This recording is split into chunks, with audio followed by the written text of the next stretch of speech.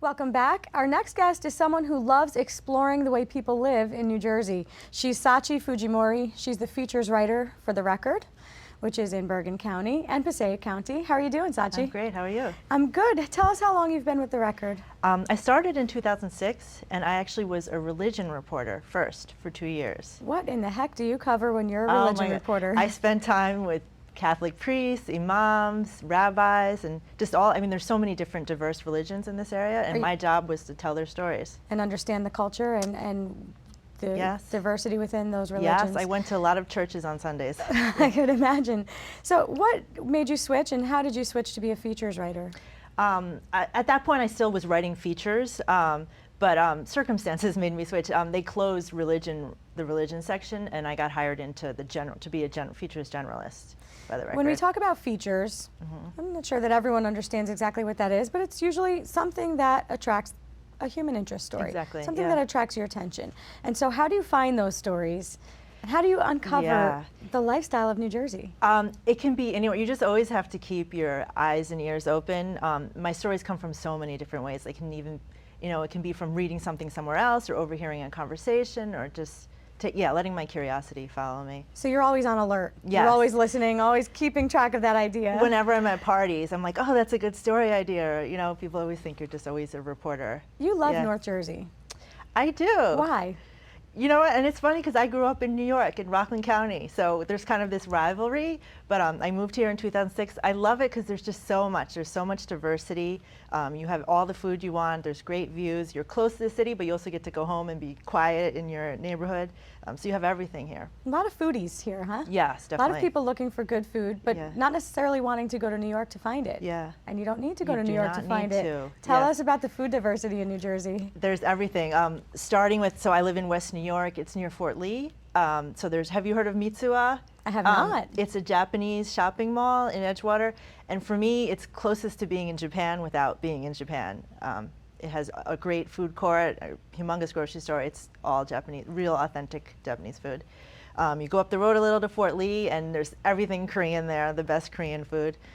And even I'm just thinking of stories I did in Bergen County. I spent time with these Armenian church ladies who made cheese. They make a traditional cheese in their basement. They do it every year as a fundraiser, so I got to try Armenian food.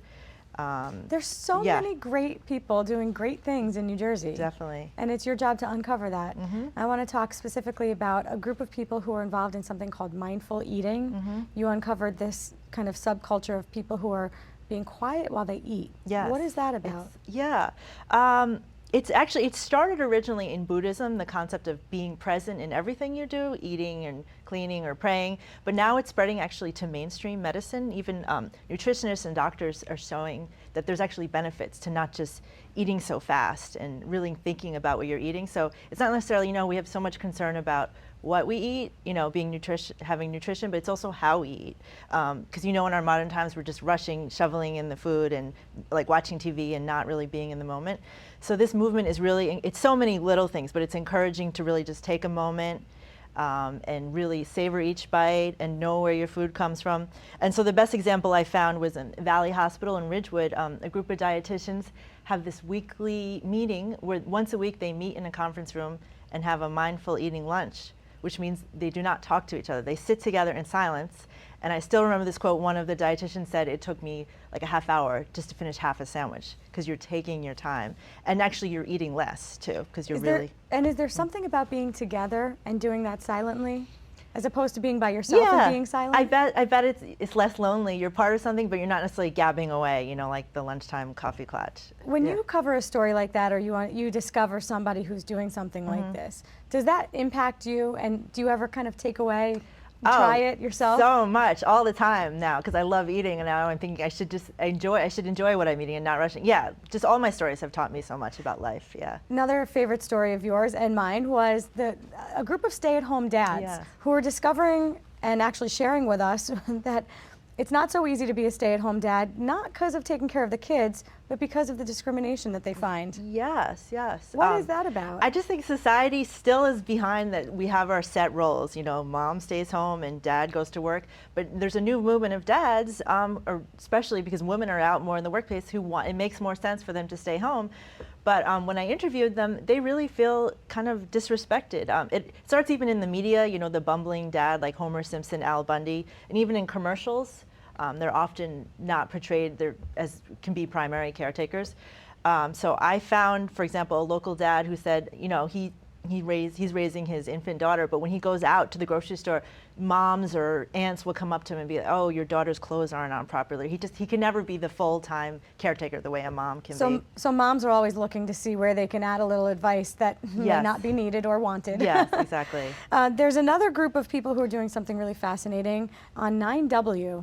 Yes. Not a highway I'd think is a place that I'd want to visit. Not something where I'd think I'd go to do something to get fit. What's happening there? It's a world-class biking destination on weekends. If you've ever been up there, loads of people cross this, just people in spandex on bikes, cross the George Washington Bridge, because actually it's the only way out of the city on a bike into New Jersey. Otherwise you go into Westchester. Loads of people meet at this coffee shop and bike shop at the in Fort Lee, and they ride 9W into Rockland County, and it's this major scene, and it's also world-class. Who's coming? Just bike. I mean, there's biking clubs. You know, cycling's really popular in New York, and there's not a lot of places to cycle besides Central Park.